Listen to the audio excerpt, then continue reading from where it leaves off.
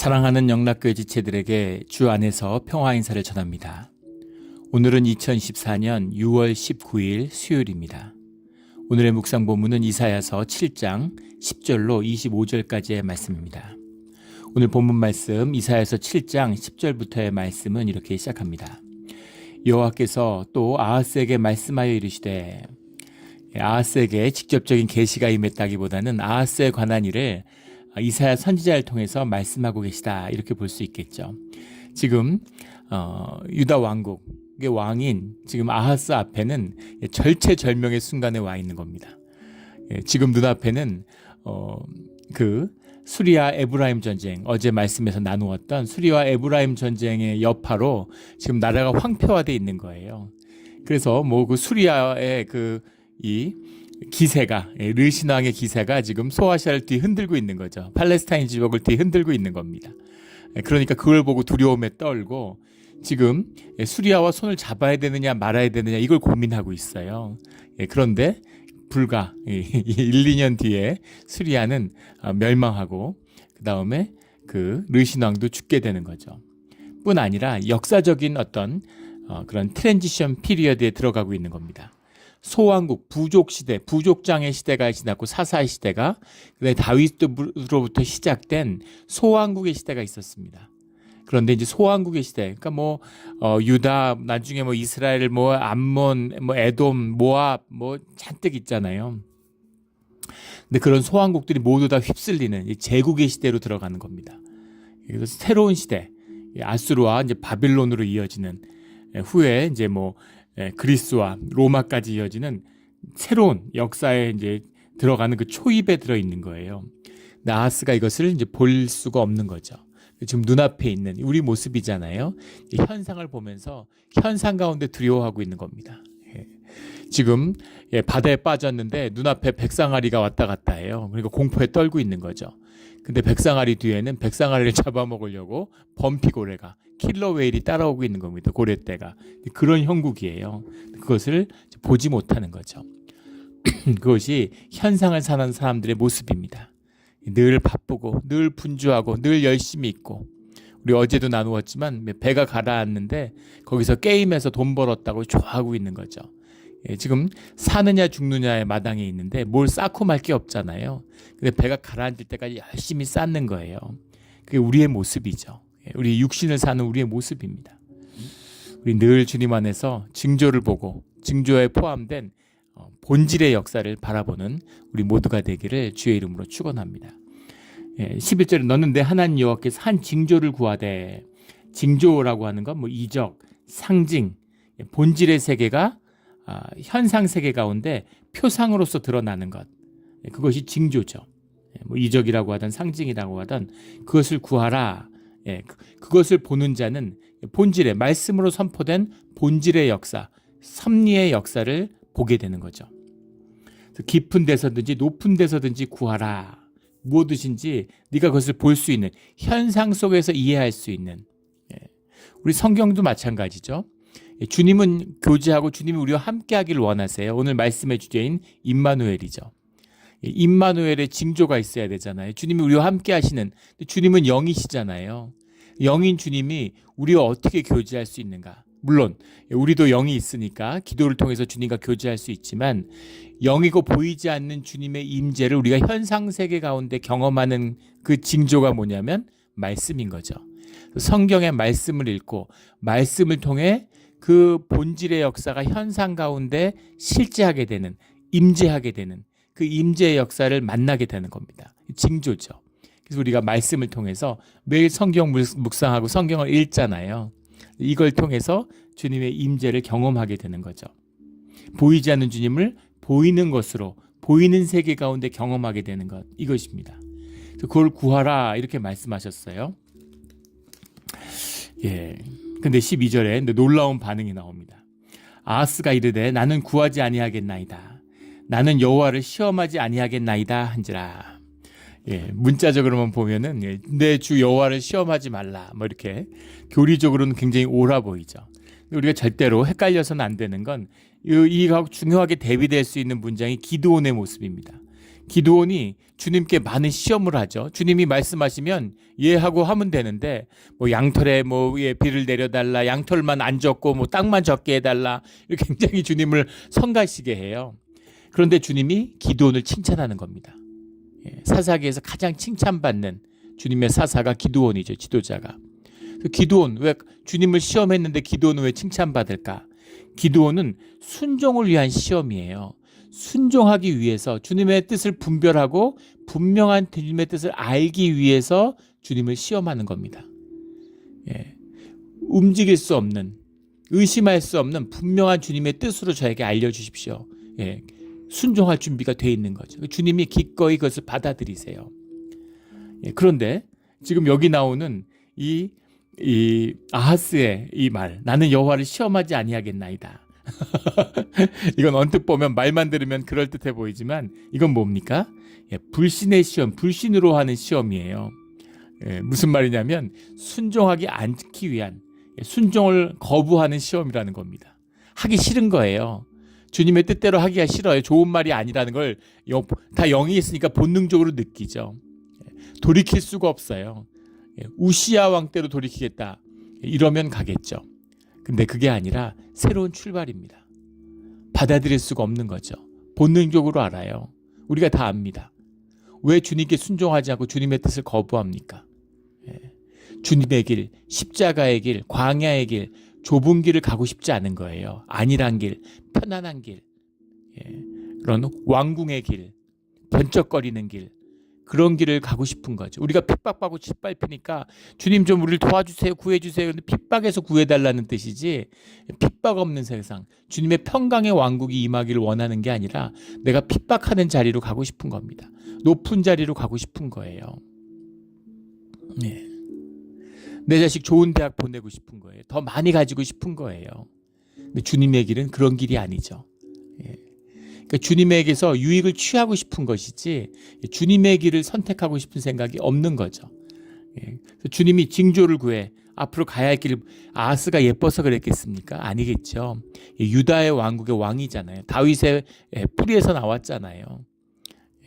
주님이 580년을 기다려 주셨어요. 580몇 년을, 586년까지 580년을 기다리신 게 아니라 580여 년을 기다려 주신 거예요. 다윗과의 언약을 지켜주시기 위해서. 그래서 아하스에게 살아날 길을 얘기하는데 그걸 거부하는 거예요. 지금 분별이 안 되는 거죠. 살 길을 얘기해 주는데 본인은 죽을 길로 가고 싶은 겁니다. 만약에 우시야 왕 때 할아버지 때로 돌아가게 해줄게, 그러면 좋다고 떨어 나오겠죠. 근데 그런 얘기가 아니잖아요. 그게 망하는 길이었다. 그게 죽는 길이야. 사람들은 솔로몬의 때가 영광이라고 솔로몬 때가 좋았다 그러는데 솔로몬 때에 망하기 시작한 거지. 막 멸망의 길의 문을 연 거예요. 그러니까 지금 제국의 시대가 시작되고 있는데 지금 소왕국 시대로의 회귀를 원하는 겁니다. 그거는 되지 않아요. 이 성경에 이제 읽다 보면 그 최대 그 난제 중에 하나죠. 요시야 왕의 이제 그 죽음과 그 패배입니다. 실패라고도 할 수 있겠죠. 요시야 왕이 그런 왕이 없는, 다윗에 비견되는 그런 아주 그 좋은 왕이었죠. 하나님을 기쁘게 하는. 그런데 왜 요시야는 실패했을까? 물론 현상적인 실패가, 현상적으로 보이는 패배가 아니죠. 예수님의 십자가가 보여주는 것처럼. 근데 분명한 것은 요시야에게 있어서 나타난 사건은 실패였다는 겁니다. 그럼 뭐가 잘못됐을까? 잘못된 것이 아니라 섭리 가운데 요시야가 하려고 하는, 요시야가 소왕국을 회복하려고 하는 그런 꿈이 이루어지지 않는다는 겁니다. 물론 그때 잠깐 이루어지는 것처럼 보일 수는 있겠죠. 그러나 주님이 이루어져 가는, 주님이 이루어 가시는 그런 어떤 그 깊은 강물의 흐름처럼, 강물을 잠깐 막을 수는 있겠지만 강물을 반대로 흐르게 할 수는 없어요. 주님이 이루어 가시는 뜻이 있다는 겁니다. 근데 그것을 한 사람이 뭐 믿음으로 주님의 능력으로 내가 힘입어가지고 이걸 뒤집겠어. 해가 동쪽에서 뜨는데 내가 믿음으로 해를 서쪽에서 뜨게 해야지. 능치 못할 일이 없는데, 산을 옮기는 믿음이 있는데 그런 건 안 된다는 겁니다. 주님의 움직여 가시는 그 깊은 뜻이 있다는 거예요. 그 섭리를 봐야 되는데 이제 그것을 보고 거기에 순종할 생각이 없는 거죠. 뭐 이걸 설명하기 참 어려운데 마귀 생각해 보면 알겠죠. 마귀도 주님의 섭리 아래 있는데 마귀가 광야에서 예수님을 시험하죠. 근데 예수님의 믿음이 잘 자라나고 예수님의 사역이 잘 이루어지기를 원해서 그것과 협력해서 큰 뜻을 이루기 위해서 시험하는 걸까요? 물론 크게 보면 그런 일을 이루어가는 것이겠지만 마귀의 마음은 그런 건 아니겠죠. 마음은 예수님이 고꾸라지고 인간이 구원받지 않기를 바라는 거죠. 그런 겁니다. 이런 불신의 시험, 이것이 아하스의 시험이었다. 근데 겉으로는 멋있어요. 나는 여호와를 시험하지 아니하겠나이다. 멋진 얘기 같지만 이게 종교죠. 가장 성스럽고 가장 깨끗한 것 같지만 가장 부패하고 가장 더러운 것입니다. 이게 종교의 모습이에요. 그것을 아하스가 보여주고 있죠. 13절에 이사야가 이르되 다윗의 집이여 원하건대 들을지어다. 그 지금 아하스에게 직접 얘기하는 것처럼 나오지만 이사야를 통해서 하나님의 말씀이 지금 이 하나님의 임재가 이사야 앞에 나타난 게 아니잖아요. 이사야를 통해서 주님의 말씀이 선포되고 있는 것이죠. 좀 다윗의 집이여 그러는 것은 이제 아하스에게 주는 게 아니라 이 다윗의 왕국이여 다윗의 후손이여 좀 들어 이러는 거죠. 너희가 사람을 괴롭히고서 그것을 작은 일로 여기고 또 나의 하나님을 괴롭히려 하느냐. 하나님을 괴롭힌다. 이 말이 좀 이상하지만 탈루라는 말이죠. 위얼이 이런 지친다. 이런 겁니다. 앞에 괴롭히고라는 건 할롯이란 말이고 뒤에 나의 하나님을 괴롭히려 하느냐라는 건 탈루라는 말인데 다 지치게 하고 피곤하게 하고 이렇게 하는 일입니다. 왜 그렇게 하느냐 이런 거죠. 14절에 그러므로 주께서 친히 징조를 너희에게 주실 것이라. 의인화된 표현이죠. 주님이 우리가 느끼는 것 같은 그런 피곤함과 그런 지침을 느끼지는 않겠지만 이런 끊임없이 반복되는 이 종교의 악행과 주님을 지치게 하느냐. 주님이 정말 질리실 것 같은데 근데 주님은 또 새롭게 우리를 찾아와 주시죠.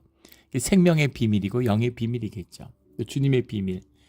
그러므로 주께서 친히 징조를 너에게 주실 것이라. 보라, 처녀가 잉태하여 아들을 낳을 것이요 그의 이름을 임마누엘이라 하리라. 우리가 성탄절에 다가오면 많이 나누는 말씀이잖아요. 그 임마누엘의 징조를 말씀하고 계시는 거예요. 처녀가 처녀라는 것이 이제 생물학적인 처녀를 얘기하는 것이 아니라 결혼하지 않은 처녀를 이야기하는 거죠. 우리 말도 그렇잖아요. 이렇게 아우 저 처녀 뭐 이렇게 처녀가 젊은 여인을 얘기하는 거죠. 처녀가 잉태하여 아들을 낳을 것이며 예수 그리스도가 성처녀에게서 낳았다. 남자를 모르는 여인에게서 낳았다. 그래서 이게 현상적으로 그걸 또 이해하니까 뭐 처녀냐 아니냐. 뭐 이런 거에 이제 집중을 하는 또 그런 사람들이 있어요. 그래서 뭐 처녀가 애를 낳을 수 있네 없네. 이거는 완전히 현상적인 이해인 거죠. 처녀가 아이를 낳았다고 해서 육신이 아닙니까? 육신으로 태어났죠. 젖을 먹고 자라잖아요. 아이로 태어났잖아요. 그러면 처녀로 나왔다는 의미는 무엇입니까? 생물학적인 처녀의 의미를 강조한다는 건 그것은 육으로 말미암은 육의 역사로 육의 결합으로 태어난 생명이 아니야. 이 말은 무슨 말이에요? 전적인 생명이야. 100% 생명이야. 이런 뜻이죠. 성경에서 육과 영, 육과 생명, 죽음과 생명이라고 하는 것은 육신의 죽음을 의미하는 게 아니라는 걸 수없이 나누었죠. 영입니다. 본질을 얘기하는 거예요. 본질적으로 하늘로부터 이루어진 인간이 이룬 것이 아니라 하나님으로부터 말미암은 형상, 온전한 형상, 100% 제2의 아담이라고 그러잖아요. 창조의 역사 가운데 나타나는 생명의 회복을 표상하고 있는 것이죠. 이것이 처녀로부터 아이가 낳았다라고 하는 건데 이 이사야서를 통해서 선포되고 있는 이 징조, 처녀가 잉태하여 아들을 낳을 것이요 하는데 그 아이를 낳는데 그의 이름을 임마누엘이라 하리라. 임마누엘은 말 그대로 하나님이 함께 하신다라는 거죠. 창세기부터 시작해서 계시록까지 이어지는 성경 전체의 핵심입니다. 핵심이 임마누엘, 주님이 우리와 함께 하신다. 그 말이죠. 우리가 어디를 가든 주님이 나타나시면 주님이 우리를 함께하게 하시기를 원해요. 주님이 우리와 함께 하시는 것이 예배죠. 이것을 현상적으로 얘기하면 형통이라고 얘기합니다. 주님이 우리와 함께 하시면 복의 근원이 우리와 함께 하고 있으니까, 창조의 근원이 우리와 함께 하고 있으니까 모든 것이 협력해서 주님의 선을 이루는 형통의 길이 열리는 것이죠. 그래서 그 길을 우리에게 주고 싶은 거예요. 아버지가 자식에게 주고 싶은 거죠. 이게 함께하는 비밀입니다. 근데 주님이 함께 하시지 않으면 이 길이 열리지 않아요. 현상을 보는 사람들, 본질을 읽고 현상을 쫓는 사람들은 현상의 모든 질서의 집합체, 그 모든 현상의 가치의 투사체가 뭐예요? 돈이죠. 전형적인 우상이죠. 인간의 가치를 투사해서 거기다가 어태치해서 만든 거예요. 그리고 거기에 속아가 넘어가서 사람들의 신뢰, 화폐가 뭡니까? 신뢰의 표상이죠. 사람들의 믿음을 응고해 놓은 거예요. 그래서 돈에 잉크 바른 게 무슨 가치가 있습니까? 금이 무슨 가치가 있어요? 은이 무슨 가치가 있겠습니까? 근데 그것을 가치 있다고 사람들이 여기는 거죠. 그리고 그것을 가치 있게 다루자고 정한 거예요. 요즘엔 뭐 코인 같은 거 말이 됩니까? 근데 사람들이 그것을 가치 있다고 믿으면 가치 있는 거죠. 돈하고 뭐가 달라요? 그런 거죠. 그래서 사람들이 쓰면 돼요. 필요에 따라서 서로 약속이니까. 근데 주객이 전도돼 갖고 돈을 주인으로 세우고 주인인 인간이 거기서 종노릇을 하는 겁니다. 돈밖에 안 보여요. 돈에 미쳐 갖고 돈 벌겠다고 평생 돈을 쌓다가 가는 겁니다. 정말 비참하죠. 삶의 시간을, 귀한 생명을 다 떠내려 보내요. 그래도 돈 모아놨으면 잘 살았다고, 가치 있다고 좋아하는 겁니다. 참 어리석기 짝이 없고 정말 마귀가 얼마나 기뻐하겠어요. 근데 돈이 나쁜 것이냐? 아니죠. 필요에 따라서 삶을 윤택하게 할 수 있는 그런 도구로서 얼마든지 쓸 수 있죠. 귀하게.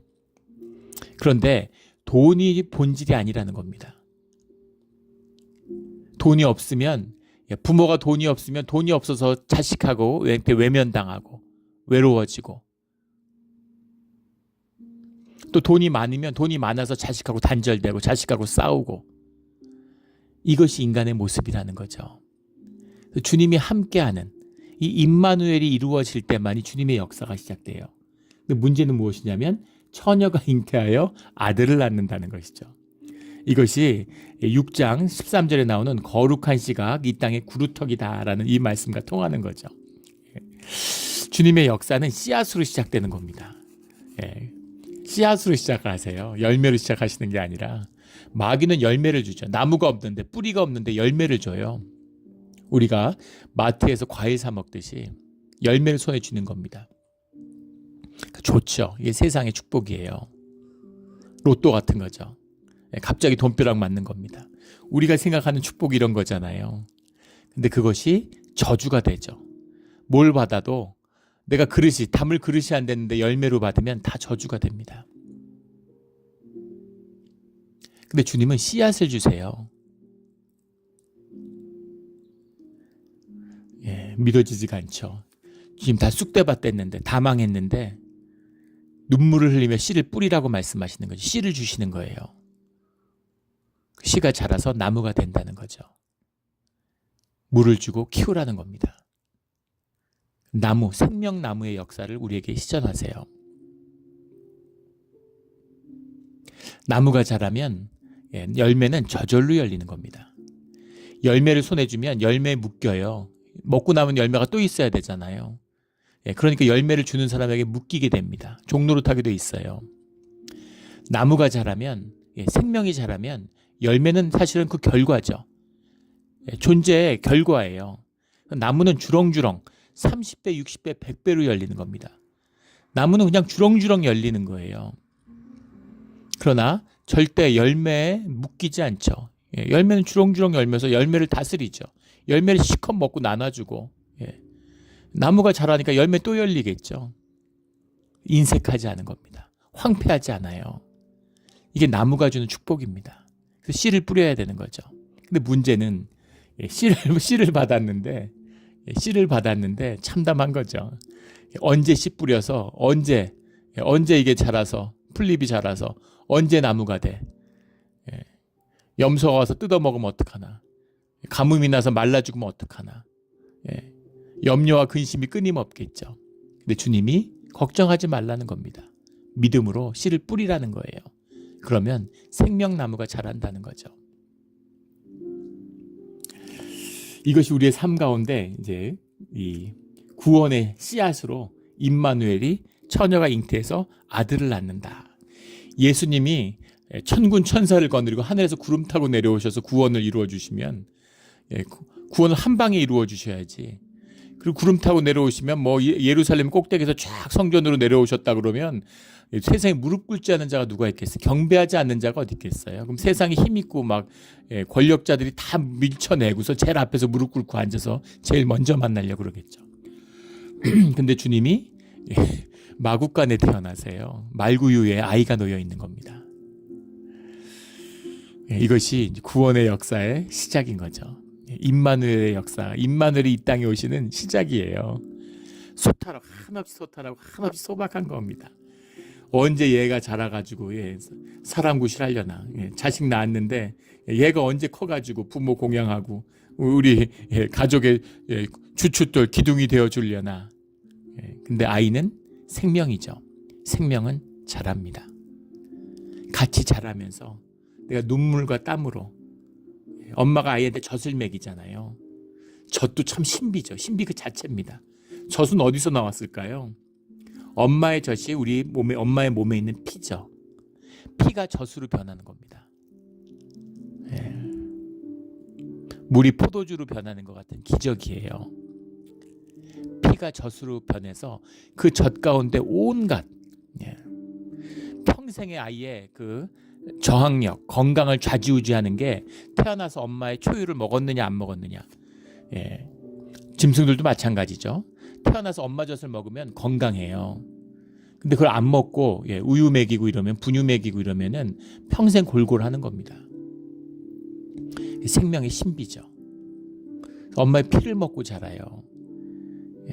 엄마가 업고 다니고, 요즘은 그러지, 예전에 엄마 다 아이 업고 밭일하고 힘들게 정말 눈물로 아이를 키우는 거죠. 그렇게 키웠기 때문에 가족이 되는 겁니다.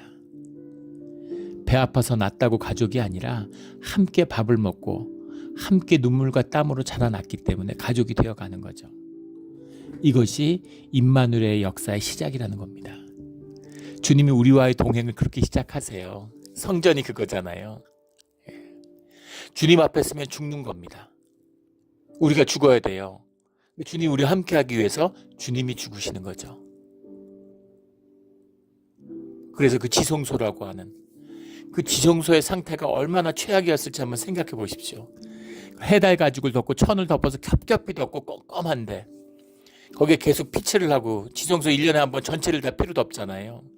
계속 피 바르고, 그러니까 그 피 냄새가 아마 그 상상할 수 없었을 겁니다.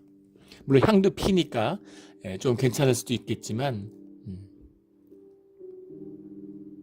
근데 주님이 거기서 우리를 만나주세요. 그런데 우리의 마음을, 희생제물을 받으시는 게 아니라 희생의 마음을 받으시는 거죠. 우리의 죄를 받아주시는 거죠. 그 죄를 태워버리고 그 우리가 드린 마음을 향기로 받으시는 겁니다. 영이시니까. 우리가 음식 먹으면 입으로 맛을 느끼는 줄 알지만 사실은 코로 느끼는 거죠. 입으로 느끼는 게 한 20%면 지금은 이제 뭐 인지과학 이런 게 발달해서 한 80%는 코로 느낀다고 그러죠. 향기로 음식 맛을 느껴요. 기가 막힌 건, 저는 술을 못 먹기 때문에 크리스찬 되기 전에도 술을 못 마셨습니다. 끄는 게 아니라 우리 이제 유전적으로 술을 못 먹는 체질. 저희 아버지도 그러셨는데 맥주 한 반잔 마시면 응급차가 밤에 오는 겁니다. 한국이 술 먹는 문화이기 때문에 굉장히 이제 여러 가지 곤란과 힘든 일이 많으셨다고 그래요. 그래서 제가 대학 처음 갔을 때 술을 먹고 집에 오니까 아버지가 굉장히 기뻐하셨어요. 넌 술 먹어도 괜찮냐고. 그런데 시간이 지나니까 역시 술이 안 받는 거죠, 몸에. 술을 못 먹습니다. 맛을 몰라요. 술을 먹는 사람들이 술이 달다고 그러죠. 근데 술이 어떻게 달 수가 있을까? 주정으로 만들어서 달까? 근데 그게 아니라 술은 사실은 쓰죠.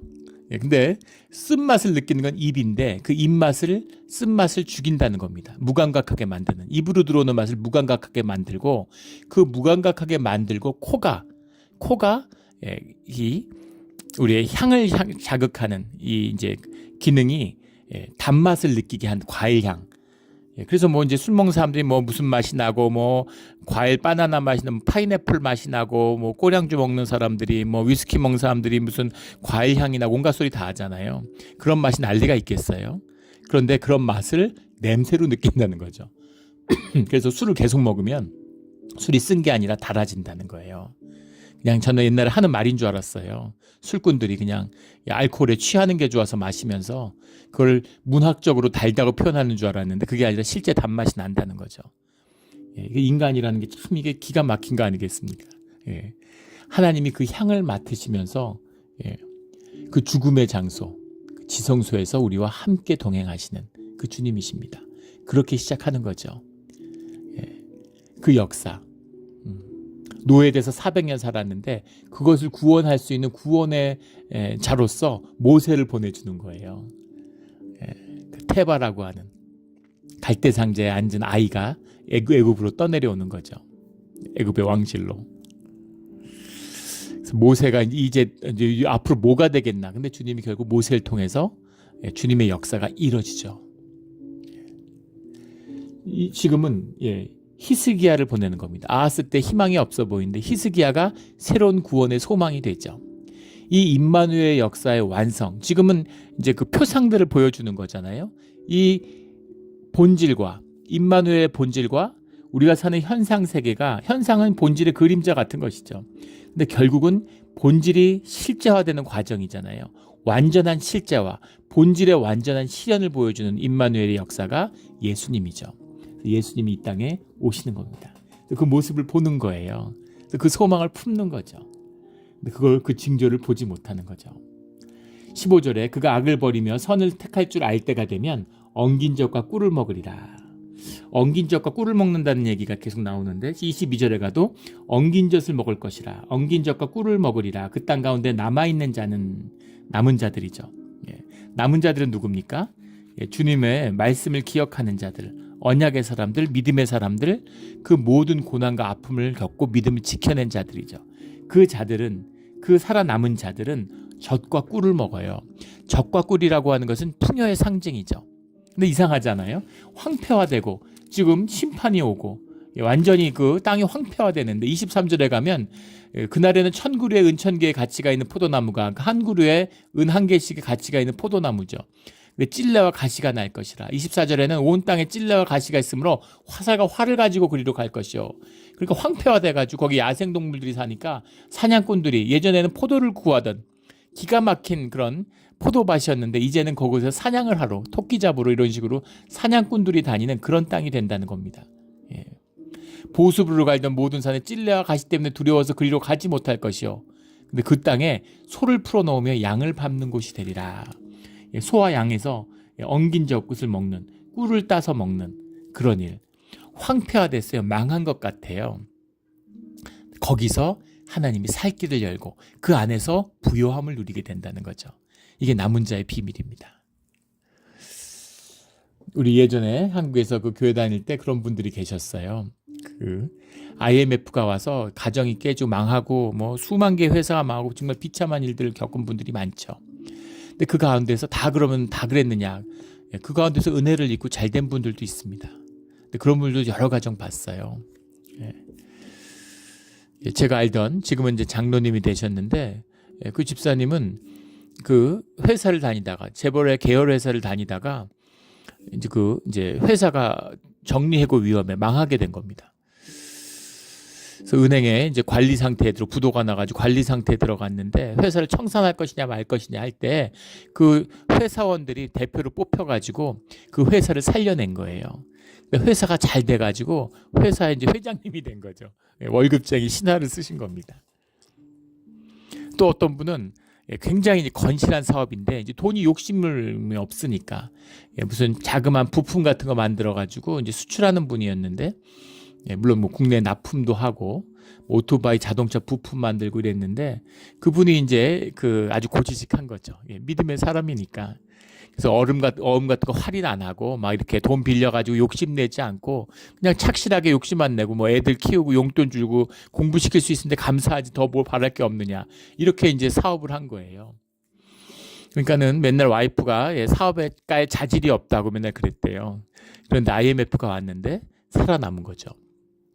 빚이 없으니까. 그러니까 기회의 땅이 열린 겁니다. 그 사업이 엄청나게 커지고 아주 기업적으로 큰 그러니까 단단한 그런 기업이 됐어요. 물론 믿음이 좋은 사람은 살아남고 믿음이 약한 사람들만 그러면은 재앙을 겪었느냐 그런 얘기는 아니죠. 그 믿음을 누가 구하고 그 믿음을 누가 보겠습니까? 그 믿음 때문에 고난을 받는 사람도 있죠. 광야의 길, 고난의 길이니까. 그러나 그렇다고 해서 세상 고난이 오면 다 죽느냐? 아니라는 겁니다. 고난의 끝에 주님이 살 길을 여신다는 거죠. 남은 자들.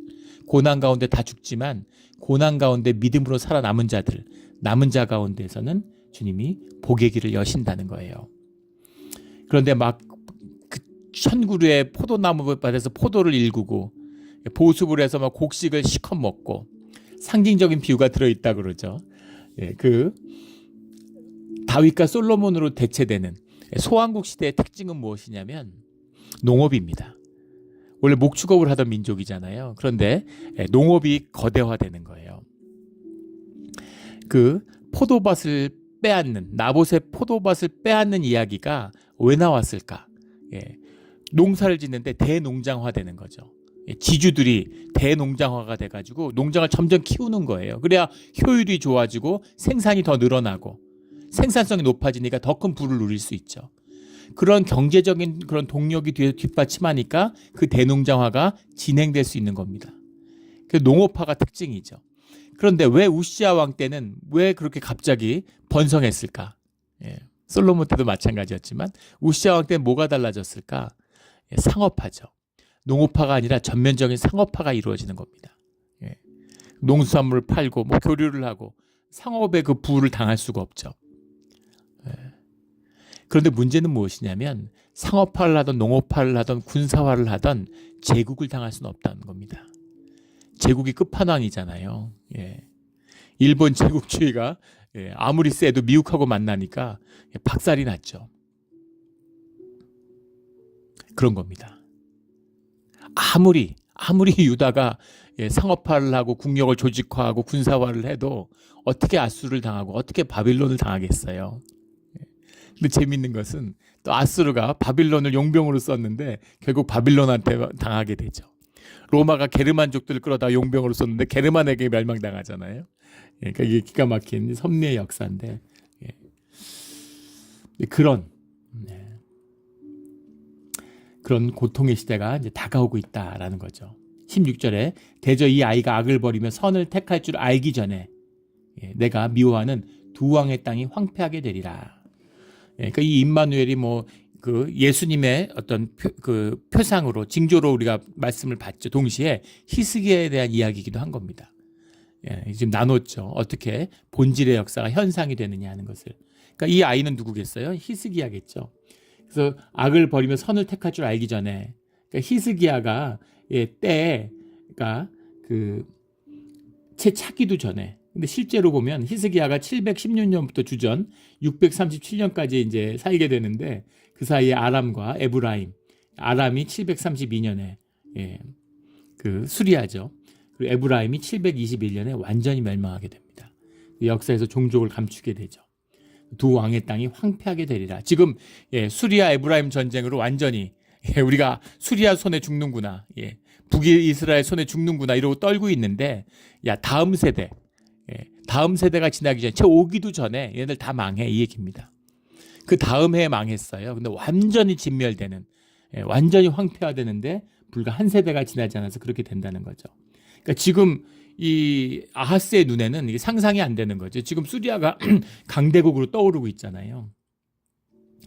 수리아도 이제 분별이 안 되는 거죠. 그래서 지금 아수르하고 지금 누가 패권을 갖느냐. 아수르가 몰락하고 있으니까 이제는 수리아 차례야. 우리가 한번 먹어야지. 이러고 있는 거죠. 그리고 지금 다들 거기에 붙고 있는데 다 붙었어요. 수리아한테. 근데 사실 수리아 아무것도 아니야. 그 다음에 아수르, 바빌론 주님이 그것을 용병같이 도구로 쓰신다. 주님의 뜻을 이루기 위한 그런 거죠. 그래서 점점점 제국이 넓혀가가지고 그 로마의 제국 때 지중해가 완전히 평정됐죠. 단일한 세계를 이뤘어요.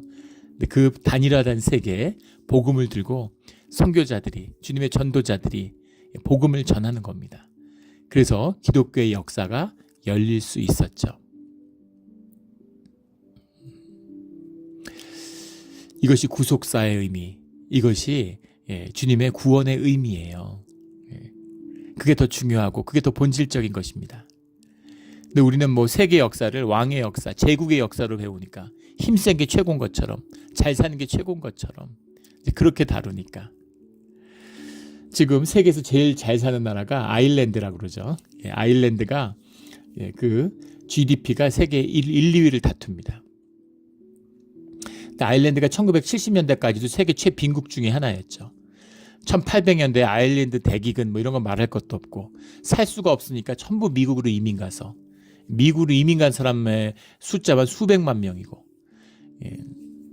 그 20세기 초에는 아일랜드 사람보다 아일랜드에서 미국으로 이민 간 사람이 더 많았다는 거 아닙니까?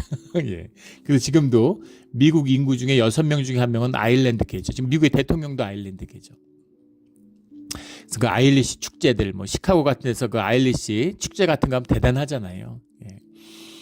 그 완전히 그 도시가 더 녹색으로 물들고 이러는데, 근데 지금 아일랜드는 사실 인구 한 500만 되는 소국이죠. 근데 어떻게 불과 20-30년 만에 세계적인 강국이 됐을까? 강국, 세계적으로 제일 잘 사는 나라가 됐을까? 아일랜드가 세계화를 했기 때문입니다. 그리고 EU가 형성돼서 EU라는 단일 시장을 얻었기 때문이죠. 그 세계의 다국적 기업들이 전부 다 아일랜드로 가요. 아일랜드가 파격적으로 세금을 깎아주는 거죠. 제조업체로 사람을 고용하면 8%밖에 안 되고, 그 다음에 뭐 여러 가지 뭐 기억은 안 나는데 그런 세제 혜택들을 많이 줘서 세금을 거의 뭐 매출의 1-2%밖에 안 낸다는 거예요.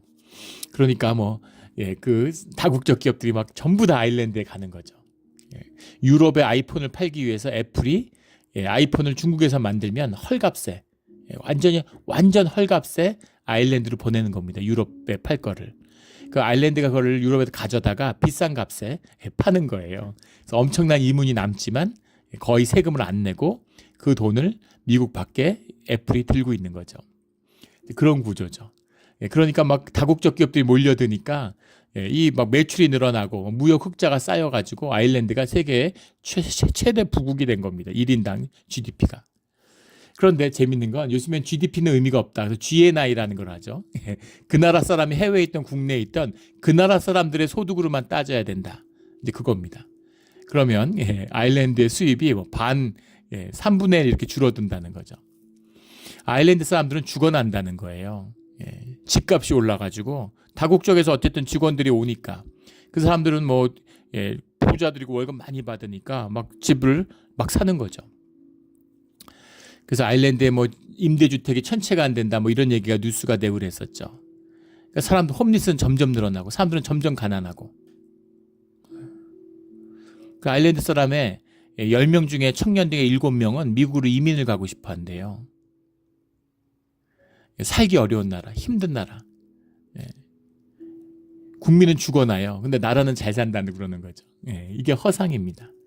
이걸 보면 우시아 때 번영이 뭘 의미하는지 아시겠죠. 상업화가 쌓은 비밀인 거죠. 그런 풍요, 그걸 사람들이 좋다고 그러는 거예요. 근데 그런 시대는 끝이 났다는 거죠. 17절에 여호와께서 에브라임이 유다를 떠날 때부터 보지 못한 날을 너와 내 백성과 내 아버지 집에 임하게 하시리니 곧 아수르 왕이 오는 날이라. 에브라임과 유다, 이스라엘과 유다의 분열이라고 하는 것, 이것이 뼈아픈 역사죠. 형제가 갈라 쓰는 거잖아요. 근데 그것이 이제 주님의 복을 잃어버리는 이제 문을 사실 연 거죠. 물론 주님이 허락하지 않으면 이런 일은 있을 수 없었겠지만, 근데 이것이 주님의 뜻과 합하지 못하는 그런 이스라엘의 모습이었던 거죠.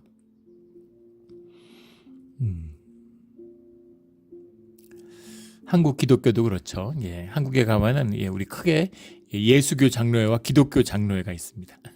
예수 그리스도잖아요. 예수 그리스도를 찢었다고 얘기하죠. 한쪽은 예수님을 가져가서 예수교 장로회가 되고 다른 쪽은 그리스도를 갖고 가서 그리스도교 장로, 기독교 장로회가 됐어요. 이런 겁니다. 이런 짓을 종교의 인간들이 하는 것이죠. 근데 그 아버지 집에 아수르 왕이 온다. 아직 아수르 왕이 온다는 걸 생각하지 못하고 있죠. 지금 그 시리아 왕한테 시달리고 있는데, 북이스라엘 왕한테 시달리고 있는데, 근데 아수르 왕이 나타난다라는 말씀이 처음 나옵니다. 심판이 시작되는 거죠. 애굽 하수에서 파리와 아수르 땅에 벌을 부르시리니 다 와서 거친 골짜기와 바위 틈과 가시나무 울터의 모든 초장에 앉으리라.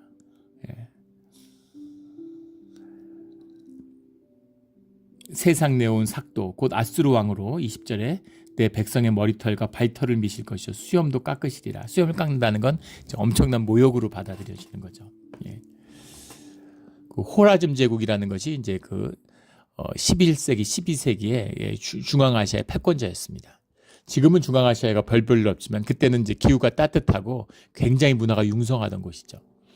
호라즘 제국이 몽골 제국에 망했어요. 징기스칸이 세계 제국, 세계 정벌의 시작이죠.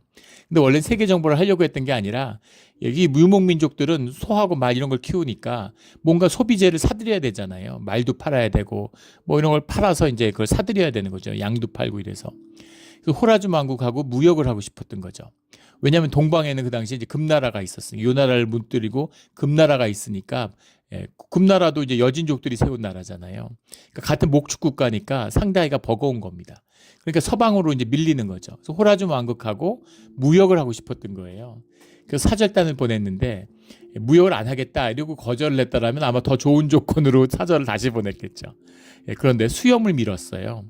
수염을 밀었다는 건 이제 엄청난 모욕으로 사람이 목숨을 앗아가는 것보다 더 큰 모욕으로 받아들인 거죠. 그래서 한겨울에 천산산맥을 영하 50도인데 몽골의 병사들이 그 산을 넘는 거죠.